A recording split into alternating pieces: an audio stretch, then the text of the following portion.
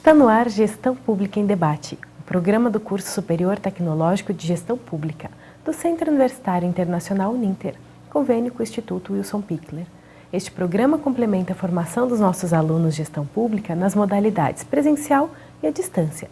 Também é transmitido pela CWB TV, TV Comunitária de Curitiba, Canal 5 da NET, 72 da TVA. Também pode ser acessado por todas as pessoas que possuem parabólica digital através dos canais da rede EdSat, os canais de educação. No programa de hoje vamos debater sobre a delegacia eletrônica. Para isso convidamos o diretor de Tecnologia da Informação e Comunicação da Polícia Civil do Paraná, o delegado Eduardo Marcelo Castelo. Seja bem-vindo, Eduardo. Obrigado. Delegado, em primeiro lugar, explique então um pouquinho para a gente o que significa essa divisão de tecnologia de informação e comunicação na Polícia Civil. Essa divisão ela é encarregada em fornecer toda a parte de tecnologia para a Polícia Civil, em todo o estado do Paraná. Nós somos encarregados ali, então, desde a parte de infraestrutura, de rede elétrica, rede lógica, passando pelos equipamentos de informática, telefonia e radiocomunicação.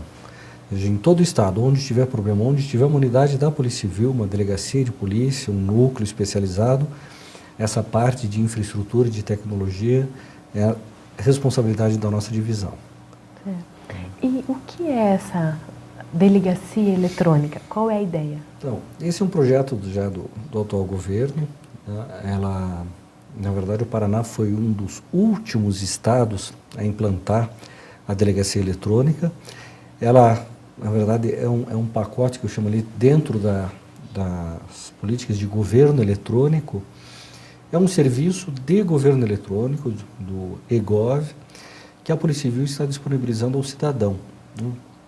Qual é a ideia?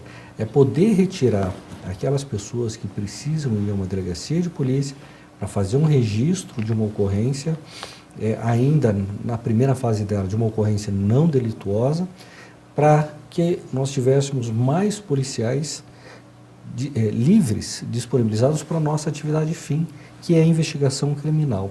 Então, a partir do momento que a gente conseguiu colocar a delegacia no ar, a gente disponibilizou o serviço para registro de ocorrência, o que nós passamos a monitorar foi justamente o fluxo de pessoas que se deslocavam na delegacia para fazer aquele tipo de ocorrência.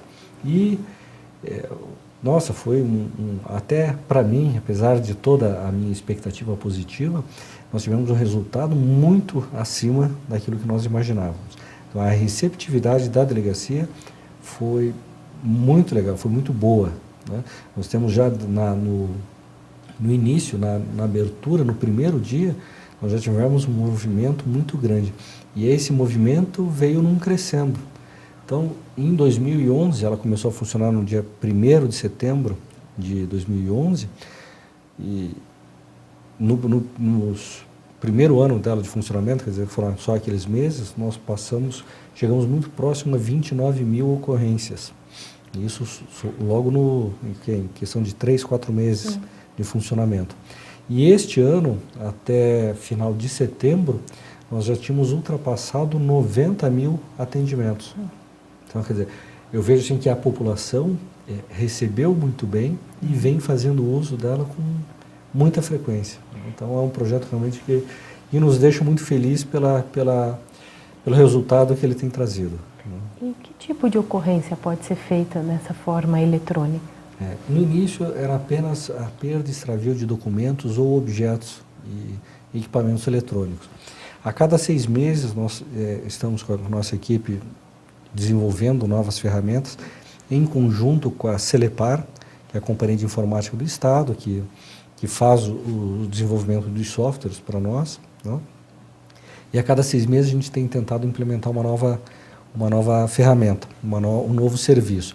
Então, inicialmente era só perda e extravio, hoje já é possível fazer também o furto desses objetos, pode-se fazer o furto também ou o extravio de placa de veículo, não o furto do veículo, mas só o extravio da placa do veículo. Isso também é um dado bem interessante, que nós temos um volume grande de ocorrências, principalmente em época de férias, no litoral, porque isso foi constatado, né? que as pessoas costumam, algumas pessoas, né, que não deveriam fazer, mas enfim, eles entram com o veículo dentro da areia da praia e na hora de ir embora ou sair acaba enroscando a placa e perde. Então nós criamos essa possibilidade também desse registro dessa ocorrência pela internet.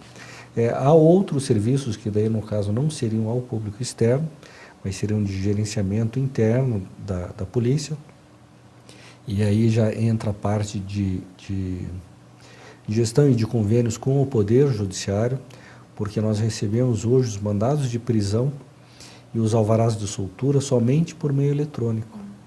Então essa delegacia eletrônica ela recebe esses documentos do Tribunal de Justiça, ou seja, qualquer mandado de prisão dentro do Estado do Paraná ou alvará de soltura dentro do Estado do Paraná, ele só tramita em formato eletrônico, desde a vara criminal, o fórum, até a chegada na unidade ponta na delegacia.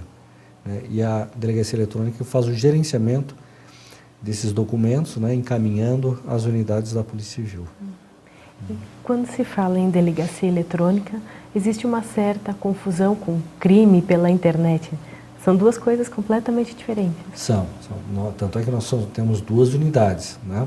Nós temos a delegacia eletrônica, que no caso é para esse registro dessas ocorrências e para a administração interna desses documentos, e temos o NUCiber, que é o Núcleo de Combate aos Cibercrimes, que essa delegacia, sim, ela é específica para crimes de internet, para combater os crimes de internet.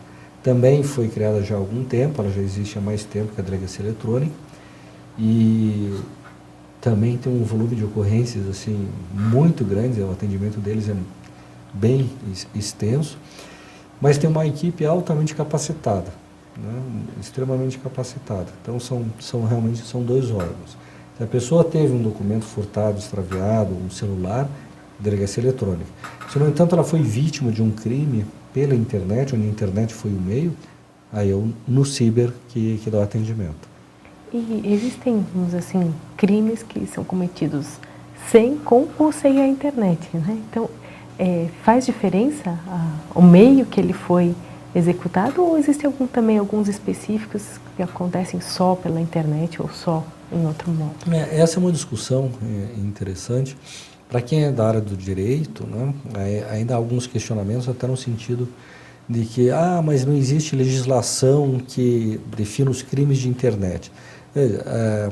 Juridicamente falando, né, a gente pode definir os crimes em crimes de internet próprios e impróprios. Impróprios serão aqueles onde a internet é o meio pelo qual se pratica o delito. E os crimes próprios ou puros, né, de internet, onde realmente a internet não apenas um meio, mas ela é a ferramenta, é a forma como foi praticado um crime. E em alguns casos realmente a legislação ainda não alcança. Então, o nosso delegado lá, o doutor Demetrios, que é o delegado-chefe lá do NUCiber, ele esteve em Brasília, esteve em contato com os parlamentares, a convite deles, fazendo uma série de explanações a respeito dessas novas modalidades criminais, né, que alguns atos praticados não são contemplados pela legislação penal pátria no momento. Né, então está em estudo. Nesse aspecto ainda é uma pena que o Brasil ainda está realmente muito atrasado em relação a países outros aí. Eu diria assim que um dos primeiros blocos que trabalhou muito forte nessa questão de legislação de crimes de internet foi a Comunidade Europeia. Hoje eles estão com uma legislação bem avançada, bem adequada, e levaram isso muito a sério. E, obviamente, Estados Unidos também tem uma legislação, só que muito apertada, né? Eu acho que eles até, de certa forma, extrapolam, né, em alguns aspectos. Mas nós devemos até nos espelhar neles para poder trabalhar a nossa legislação aqui e criar a nossa legislação. Vamos pensar num exemplo simples. Sumiu o dinheiro da conta. Se foi furtado via internet é uma coisa, se foi no caixa eletrônico é outra coisa. É isso? Quase isso, né? Quase isso. Normalmente esse desvio é via internet. Então, alguns no início diziam que isso era um crime de internet. Não, isso é um crime, um furto comum. Né? O meio que foi utilizado, que foi a tecnologia, foi a internet, que é um pouco mais elaborado. né, mas não deixa de ser um furto. Então, a competência, dependendo da instituição financeira, pode ser da Polícia Estadual ou Polícia Federal, conforme a instituição financeira. E também, nos casos, se há uma repercussão até em nível nacional. Houve épocas ali que se não me engano, era no estado do Pará, havia um grupo de hackers muito atuante, que agiam no Brasil inteiro. E a Polícia Federal é quem acabou intervindo pela estrutura dela, mobilidade, para desarticular essa quadrilha. Mas isso é aquele negócio, né? Todo dia você recebe uma série de e-mails, dentro desses e-mails vem aqueles spam, e nesses spam vem aquelas mensagens maliciosas, né? Muitas vezes lá com cavalo de Troia, com programa espião, que o desavisado acaba instalando, né, no seu computador, e aí, claro, sua máquina passa a ser monitorada e você perde as suas informações para o hacker. Fora outras formas também, que o pessoal costuma usar também as redes sociais, alguns chamam de engenharia reversa, né, que fica trabalhando, engenharia social, que eu me aproximo de alguém, né, de uma outra pessoa tal, para coletar informações. Então, o aviso que a gente sempre costuma recomendar é o seguinte: a mesma cautela que você tem no meio físico, ou seja, quando você está olho a olho, frente a frente com alguém, você deve ter também essa cautela na internet. Não é porque você está atrás do computador que você está num lugar seguro e isento de qualquer coisa. Não. Né? Da mesma forma como você, acredito, né, que ninguém jamais chegaria assim para um estranho ou com uma pessoa pouco conhecida e passa os dados pessoais, como, né, o número da carteira de identidade, o CPF, o número da conta corrente, você também não vai fazer isso pela internet. Tá? Então são cautelas assim básicas, que se as pessoas tomarem, dificilmente vão cair num golpe de um hacker. E você comentou sobre redes sociais. Existem também outros tipos, não sei se exatamente crimes, mas até o fato de calúnia ou dizer coisas, isso também está previsto dentro disso, desses crimes cibernéticos? Sim. Aliás, acho que é o que mais, me perdoem até a colocação, mas acho que é o que mais emperra o trabalho do Nuciber são justamente essas denúncias. Né? Que coisas que poderiam até ser resolvidas em outras esferas, que acaba recaindo ali para a esfera criminal. Que é a denunciação, uma denúncia caluniosa, uma difamação, enfim, são delitos de menor potencial ofensivo, só que você acaba levando para a esfera criminal e nem sempre há necessidade, você poderia resolver isso até no cível. Porque, na verdade, o que a pessoa quer é você retira o que você falou e paga uma indenização por dano moral, né? E por mim está tudo certo. A pessoa não quer ver a outra pessoa na cadeia, você fala isso no momento da raiva. Né? Mas sim, há previsão legal, penal para isso, e sempre que é levado lá ao conhecimento do Nuciber, eles fazem todo o serviço de investigação, apuração, para que essa pessoa seja realmente processada, né, e responda pelos atos que praticou. Isso se torna, eu acho, principalmente mais perigoso e que tem que se tomar realmente cautela naquela questão do bullying. Em que realmente as redes sociais, infelizmente, se prestam a isso. Tem gente que passa muito tempo, né, utilizando ela para fazer isso, para ofender lá o colega de escola ou o outro conhecido ali na escola, enfim. Isso realmente é muito grave, é muito sério. É crime. É crime, né? E fora a questão dos danos psicológicos, né, que cria, dos traumas que essas pessoas acabam criando naquela pessoa que está sendo ofendida. Né? Isso realmente é uma questão muito delicada, eu vejo. Eu acredito que cada vez mais jovens estão entrando nesse mundo cibernético, né? Ou cada vez mais cedo. Exatamente. Eu vejo assim, eu costumo brincar, né, principalmente quando eu estou no interior, dando treinamento para o nosso pessoal, para os policiais civis, o seguinte: falar assim, olha, a minha geração não tinha internet, não tinha telefone celular, né? Mal e mal a gente tinha telefone fixo. Até telefone sem fio era novidade. Hoje não, essa gurizada mais nova, vejo pelos meus filhos, que eles já nasceram com a internet. Então eles já veem o mundo de uma outra forma. Então eu brinco com os policiais o seguinte: para nós não faz sentido. Nós, que eu digo, é para quem já tem, né, mas já passou dos 30. Seria alguma coisa assim como chegar assim para o pessoal e falar assim, olha, carro é um instrumento tecnológico que veio para ficar. Não faz sentido dizer isso. Para essa molecada é a mesma coisa quando eu falo para eles o seguinte, falo, pô, a internet, a tecnologia de internet é algo que veio para ficar. Para eles não faz o menor sentido, né? Porque para eles, pô, mas isso sempre existiu? Do que você está falando? Né? Então tem esse aspecto assim, quer dizer, realmente é algo para nós ainda novo, nós estamos trabalhando muito forte, no caso ali da Polícia Civil, nós estamos trabalhando muito forte nessa questão de tecnologia para ampliar, para abraçar o Estado inteiro e cada vez mais proporcionar um serviço de qualidade para o cidadão. E voltando à questão da delegacia eletrônica, um cidadão ele então perdeu os documentos ou foi furtado, enfim, o que ele precisa fazer? Acessar, né, o nosso site lá, o www.delegaciaeletronica.pr.gov.br. Esse é o primeiro passo. Abrir o site, aí você vai ter lá as opções, né? Extravio, furto de placa, furto de documento. Você pode fazer uma denúncia, né? Sabe lá que tem um vizinho ou na região ali que existe um problema de tráfego, você também pode denunciar, ou de violência doméstica, também pode fazer. Então, nesse site, você vai ter todas as instruções ali, vai escolher qual a sua opção, né, qual a necessidade, preenche, que é algo muito fácil, que é praticamente um formulário só, preenche aquele formulário, quando finaliza, por isso que é muito importante ali, as pessoas colocarem, é muito importante eles preencherem corretamente os dados referentes, principalmente telefone e endereço de e-mail, de correio eletrônico. Porque a delegacia eletrônica vai fazer o contato com essa pessoa, ou por telefone ou por e-mail. Então, finalizou ali o preenchimento, finalizou o preenchimento da ocorrência, automaticamente ele vai receber uma mensagem da delegacia eletrônica informando que aquele BO já foi recepcionado e que ele está sendo analisado. Né?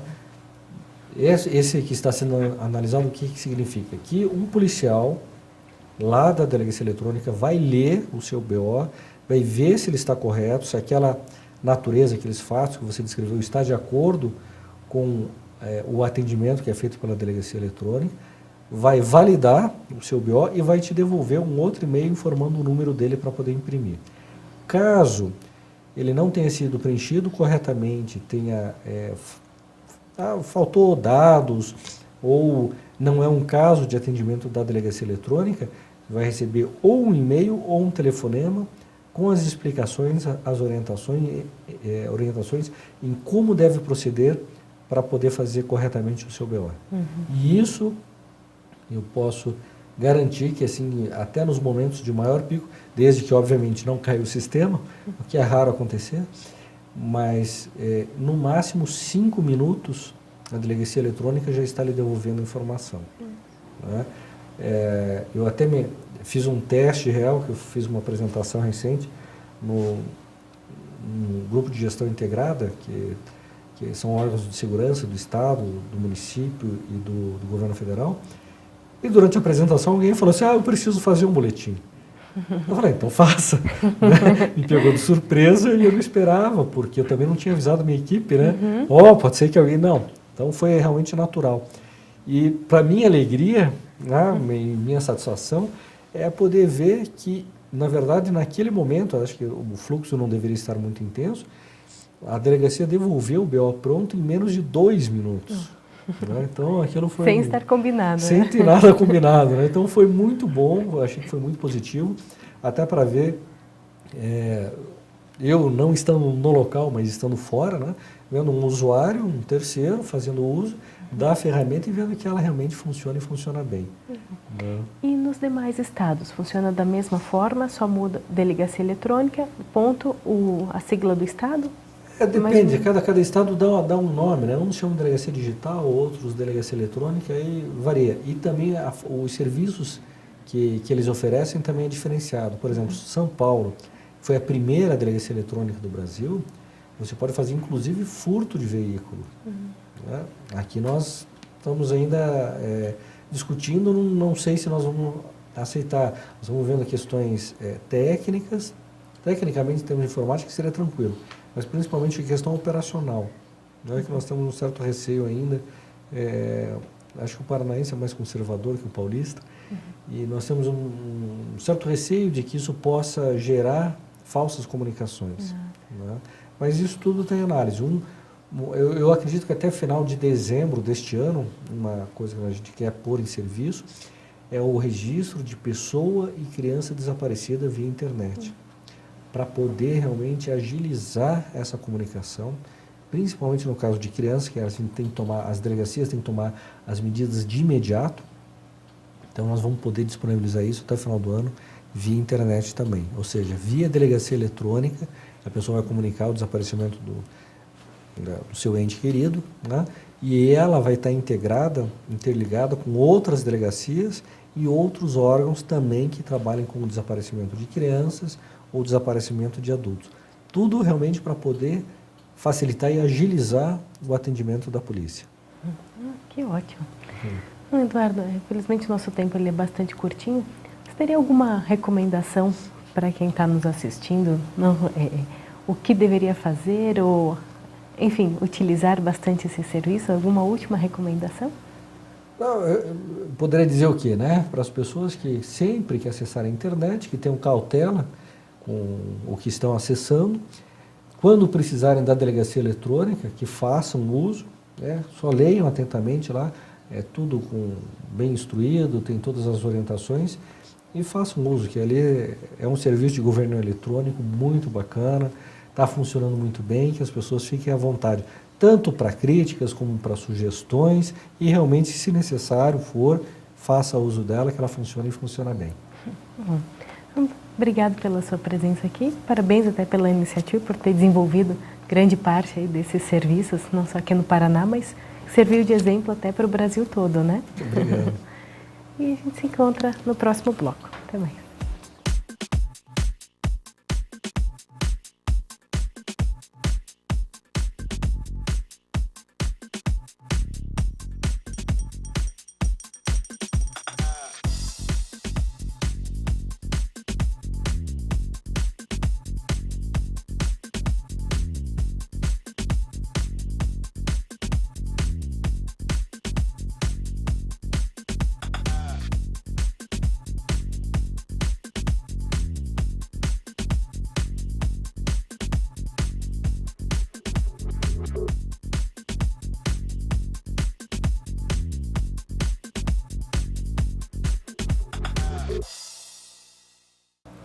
Voltamos com Gestão Pública em Debate, o programa do Curso Superior Tecnológico de Gestão Pública, do Centro Universitário Internacional Uninter, em convênio com o Instituto Wilson Pickler. Este programa complementa a formação dos nossos alunos de Gestão Pública nas modalidades presencial e à distância, também transmitido pela CWB-TV, TV Comunitária de Curitiba, canal 5 da NET e 72 da TVA. Também pode ser acessado por todas as pessoas que possuem parabólica digital através dos canais da rede EdSat, os canais de educação. No programa de hoje vamos debater sobre obesidade infantil. Para isso convidamos a doutora Luísa Chevalier, que além de médica é nutróloga, e também a Vera Irata, que é mestre em educação e assistente social. Sejam bem-vindas, Luzia e Vera. Muito obrigada. Muito obrigada. Luzia, explique para a gente por que é importante falarmos sobre a obesidade infantil. É importante falar sobre a obesidade infantil, que nós estamos vivendo uma epidemia, nós estamos vivendo e presenciando uma epidemia que está abrangendo o mundo inteiro, que está atingindo os adultos e as crianças, mas é muito importante falar das crianças, porque é nessa idade que pode-se fazer a prevenção e automaticamente evitar que essa obesidade atinja a fase adulta. Que a criança, detectando bastante cedo, isso nos permite de não tratar, mas tomar medidas para que essa obesidade resta no excesso de peso e não não seja exatamente transformada em obesidade com as consequências que ela acarreta. A detecção precoce dessa obesidade, hoje, com o que a gente sabe, com o que está descrito cientificamente, nós sabemos que já numa época de preconcepção da criança, o fato que um dos pais, que seja a mãe ou que seja o pai, se eles são obesos ou se eles têm um comportamento nutricional inadequado, vai ser transmitido para a criança. É o que a gente chama de epigenética. É como se a linguagem genética, o gene, transmitisse também uma mensagem oral. Então, o que acontece com os pais vai afetar mais tarde o comportamento dos filhos. E, Vera, a gente sabe que existe uma quantidade realmente grande de crianças obesas. Você tem dados estatísticos para falar um pouquinho para a gente do Brasil, por exemplo? Realmente, conforme a doutora Luzia coloca, é uma epidemia, né? Epidemia dos obesos, não só adultos quanto as crianças, que existe uma preocupação mundial, né? Não é uma preocupação só no Brasil. E no Brasil os dados, eles chamam a atenção para a necessidade de melhorias ou de alguns programas de saúde e de educação para a gente tentar minimizar ou melhorar essas estatísticas. Então, no Brasil, nós temos nas crianças, segundo dados da Sociedade Brasileira de Endocrinologia, temos crianças que estão no sobrepeso,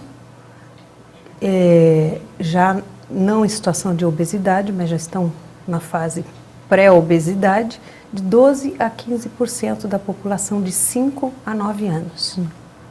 E os obesos, nós temos de 31% a 34% dessas crianças nessa faixa etária de 5 a 9 anos. Então, é uma estatística preocupante que chama a atenção das autoridades para intervenções, né, capazes de conter a velocidade dessa epidemia. Doutora Luzia, a senhora comentou da questão genética, né? Mas existem também outras causas, outros determinantes dessa obesidade infantil? Então, começa já na fase da preconcepção. Depois tem a fase da gravidez. A fase da gravidez, ela tem que ser considerada e tem que ser... ela tem que se passar de uma maneira tal que a criança não seja afetada, que ela não seja predisposta à obesidade. Então, a mãe que se alimenta mal nessa época, que por uma razão ou outra, principalmente no fim da gravidez, que ela ganha peso, que ela se alimenta mal, isso também vai ser transmitido para a criança e vai predispor à obesidade mais tarde. Se nos primeiros meses de vida da criança ela é amamentada e que neste momento também a mãe, por uma razão qualquer, ela se alimente mal ou ela se alimenta muito e ganha peso, isso também vai condicionar e vai predispor a criança a se tornar obesa. Uma outra época importante na vida da criança é no desenvolvimento do primeiro ano e até a puberdade. Existe uma curva de crescimento e de desenvolvimento que é correlacionada com o índice de massa corporal da criança e que deve ser acompanhada, e normalmente acompanhada regularmente, anualmente, pelo pediatra, porque nos primeiros meses de vida, nos 12 primeiros meses, a criança ganha peso.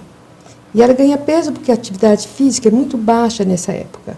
Mas a partir dos 12 meses, essa curva não deve aumentar, mas ela deve declinar em relação aos cálculos que são feitos, índice de massa corporal, idade e sexo da criança. Depois vai ter um reganho de peso por volta de 6 anos e que vai crescer progressivamente, vai ganhar peso progressivamente até a idade adulta.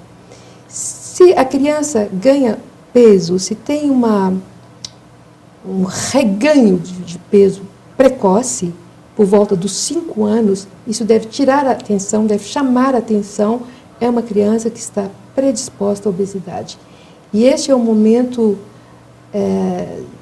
excelente para que seja tomada medidas para impedir o desenvolvimento do sobrepeso e da obesidade. Os outros fatores que condicionam o ganho de peso é a falta de atividade física.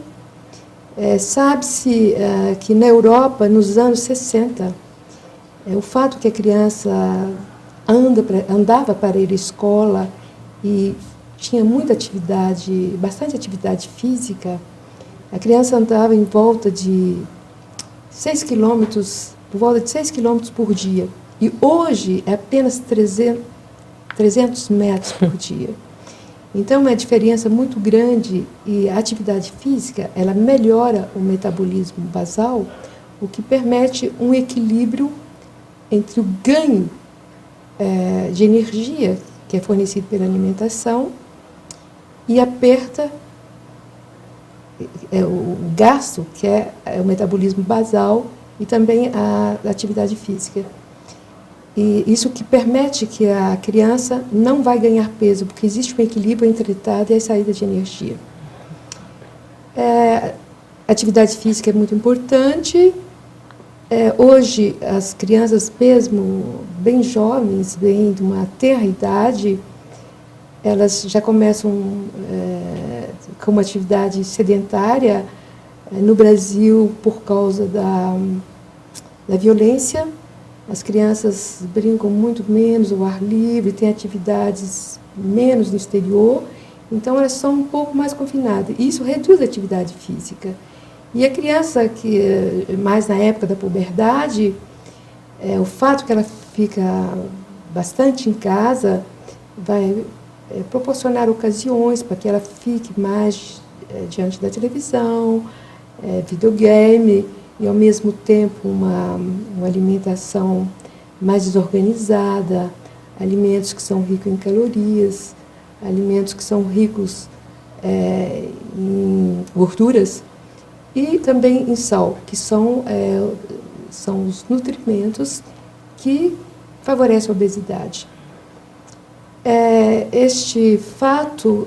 O fato é que, com essa falta de atividade, com essa diminuição da atividade física e com essa alimentação que não tem uma boa qualidade, são os fatores também que estão permitindo que a população infantil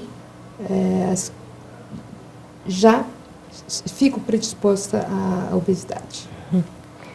E Vera, por que a obesidade ela é um problema não só para a criança, né, mas para os pais, até mesmo para a questão pública, de saúde pública? Com certeza, porque a criança por si só não pode dar conta, né, de estabelecer o controle de seu processo, né, de saúde, de doença, de sua vida, dependendo da sua situação e de sua idade, né? Então, os pais, a família é muito importante, porque na verdade, a obesidade ela é uma teia biopsicossocial. É uma situação que envolve múltiplos fatores. Então, por exemplo, as famílias hoje, elas têm hábitos, né? Certos hábitos de vida que não tínhamos antigamente. O consumo dos produtos industrializados, o grande problema da ansiedade da criança, né? Pela ausência dos pais. Aí a comida acaba sendo um mecanismo compensatório. Então, todos esses fatores, eles têm que ser levados em consideração no tratamento, nas intervenções, nas medidas de prevenção e intervenção no processo de obesidade. As autoridades, o governo, as instituições, né, governamentais, têm um papel relevante, importante, né, de prevenção e controle e tratamento da obesidade. através de ações educacionais, não só junto às famílias, como também na escola, que é um local onde a criança passa a maior parte do tempo da sua vida. E deve haver, então, uma integração entre a escola e a comunidade, entre a escola e os órgãos de saúde, no sentido de ações conjuntas para intervir nessa epidemia que cresce, né, de uma forma acelerada aí no país. E, como a doutora Luzia coloca, é importante já esse olhar, né, nessa fase da infância, para evitar que futuros problemas de saúde, hoje nós temos adultos obesos que um dia foram crianças obesas, né? Então nós temos aí as doenças cardiovasculares e várias consequências de diabetes, que a obesidade é um dos fatores que contribui para esse perfil epidemiológico da população. Então, é muito importante esse olhar, o olhar para a família. Que hábitos alimentares tem essa família? Que situação, né, como vive essa família? Como a escola trata essa questão alimentar juntos aos seus alunos, dos seus alunos? Como se integra, por exemplo, o professor de biologia, como que ele se integra com o professor de educação física? Que conteúdos, né, são administrados nas aulas de ciências, nas aulas de biologia? Né? Como é tratado? Então é muito importante que a obesidade seja uma temática incluída no currículo das escolas. E, doutora Luzia, o que a professora Vera comentou algumas das consequências, né? Mas que outras consequências nós podemos ter com a obesidade infantil? Além de ter uma obesidade no adulto também, né? O excesso de peso, a obesidade começa com excesso de peso, né? Então, o que tem que ser detectado mesmo é o prelúdio dessa obesidade, que é o excesso de peso na infância. Porque as consequências, elas virão se não for feita a prevenção. Agora, quais são as consequências? As consequências vão ser uma não muito boa qualidade de vida e as doenças que vão aparecer e mesmo a diminuição do tempo de vida. Na criança, é importante considerar que, na fase escolar, a criança obesa, se ela chega realmente já no excesso de peso e obesidade, que seja as meninas ou que sejam os meninos, eles são vítimas de muito bullying. Eles são vítimas de bullying. E o que vai acontecer é que eles vão ficar ainda mais retraídos e eles vão participar menos das atividades, que já não são tantas na escola, que talvez eles não tenham também tanta oportunidade em casa. E tudo isso vai gerar como consequência que essas crianças, que seja aparente ou não, elas acabam por se deprimir. E essa depressão acaba nela mesmo aumentando a compulsão para o açúcar e entra num ciclo vicioso da obesidade.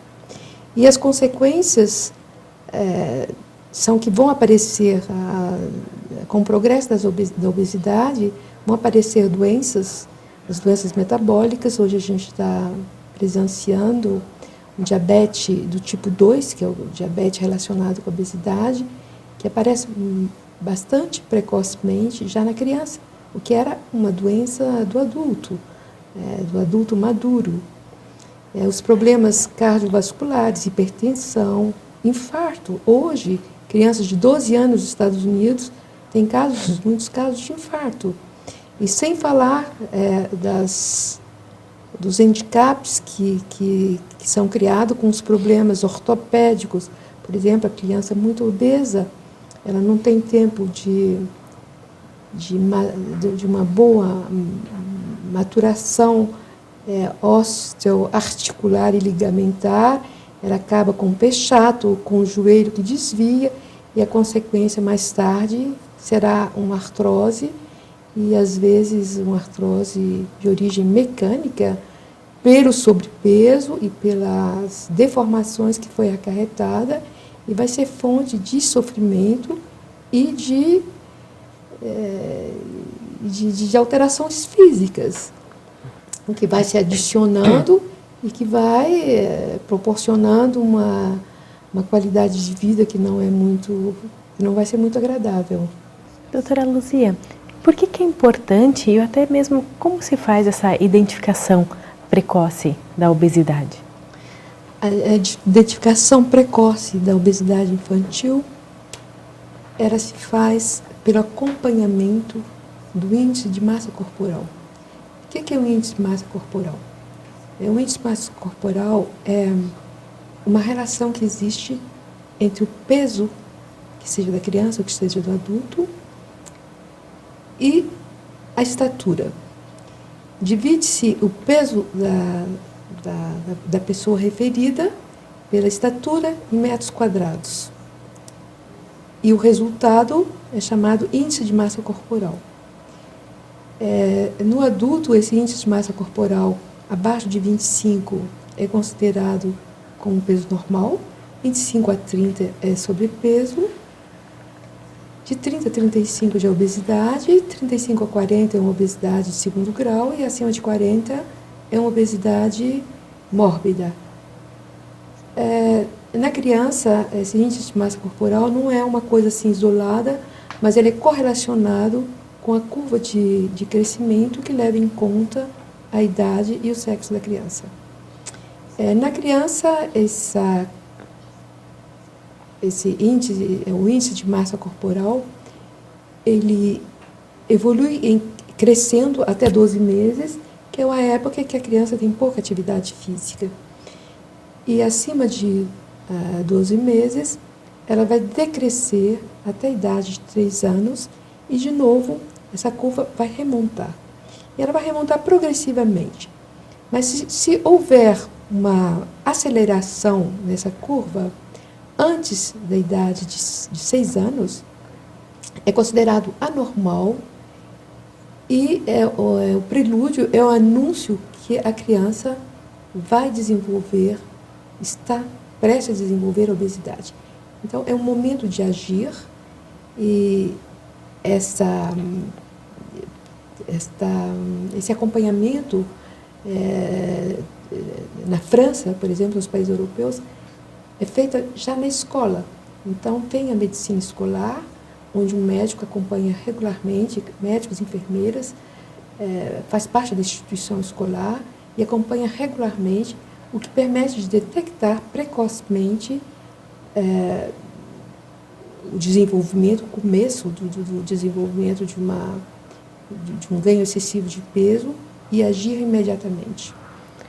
Vera, a doutora Luzia comentou sobre a questão escolar e me fez pensar numa coisa, a questão da merenda escolar, que é uma questão de gestão pública, é uma obrigação do gestor, ele deveria se preocupar já com isso? Com certeza, em estabelecer um cardápio balanceado, né, para que essas crianças possam ter uma nutrição saudável.